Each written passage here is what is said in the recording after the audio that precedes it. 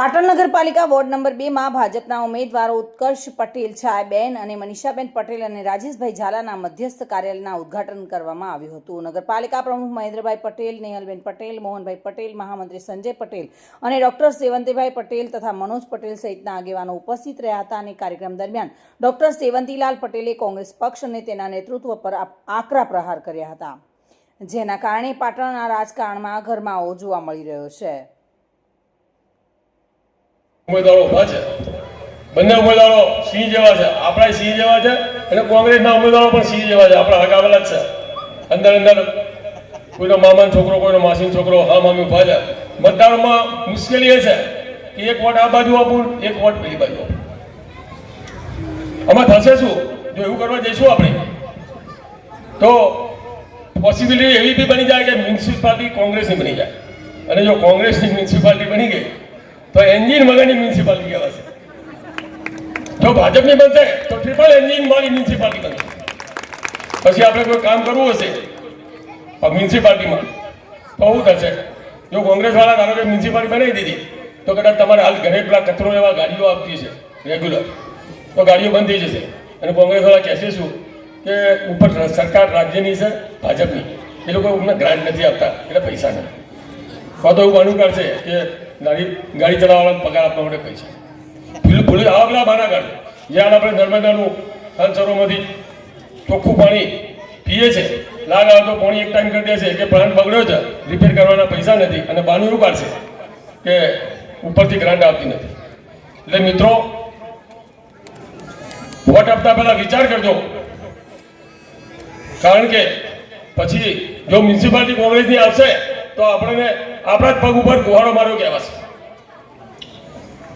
આમ તો મંચ પર મસ્ત મહાનુભાવોએ ભાજપના ઉપરથી માંડીને અત્યાર સુધી શું કર્યું, એમના વિકાસ કાર્યોને આપણા મોહનભાઈએ કીધા.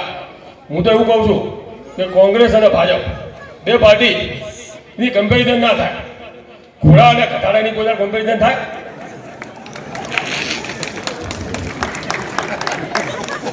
હવે અહીંયા પ્રોબ્લેમ એવો છે કે કોંગ્રેસમાંથી જે ઉમેદવારો છે, ઉમેદવારો બધા ઘોડા જેવા છે, પણ એમને મુખોટું ગધાડાનું પહેરીને ઉભા છે.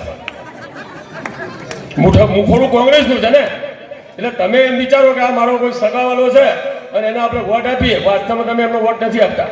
તમે વોટ કોને આપો છો? જે મુખોટું છે એ ખરગેજીને. એ ખરગેજીને કોણ?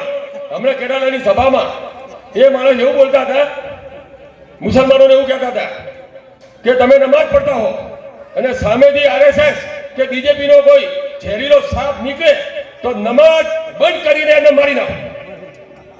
કેટલું અપમાન આપણા હિન્દુ સનાતનનું! અને આવું અપમાન આપણે કઈ રીતે સાચી શકીએ? જો આરએસએસ જેવી દેશપ્રેમી સંસ્થા જ્યારે પૂર આવે, કોઈ ભૂકંપ આવે ત્યારે નિસ્વાર્થ ભાવે દેશની સેવા કરે, એવી આરએસએસને એ ઝેરીલો સાપ કહેવાવાળા માણસની હિંમત કેટલી તમે જુઓ. અને બીજું કે એનું મુખોડું પહેરીને એના ઉમેદવારો આપણા જે સગાવાળા જે ઉભા છે એને આપણે વોટ આપીએ તો આપણે કેટલા મૂર્ખા. માટે હું તમને ખાસ કહું છું કે ભલે આપણા સગાવાળા રહ્યા, એમને ના જોશો, કોનું મુખોડું પહેરીને ઉભા છે એ જુઓ. નહીં તો પછી ભવિષ્યમાં આપણે ખુદે જ પસ્તાવું પડશે. મેં તમને કહ્યું એમ, ગાડી કચરો લેવાની ગાડી બંધ થઈ જશે, પાણી એક ટાઈમ થઈ જશે, પૈસા નથી, ઉપરથી ગ્રાન્ટ નથી આવતી, એવા બધા બાના નીકળશે. બીજું, હમણાં કોંગ્રેસના એક નેતાએ એવું કહ્યું કે જેવી ચૂંટણી પતશે એવા બાટલાના ભાવ 1500 થઈ જશે. દિગ્નેશ સુતાર સાથે bureau report, today Gujarati news.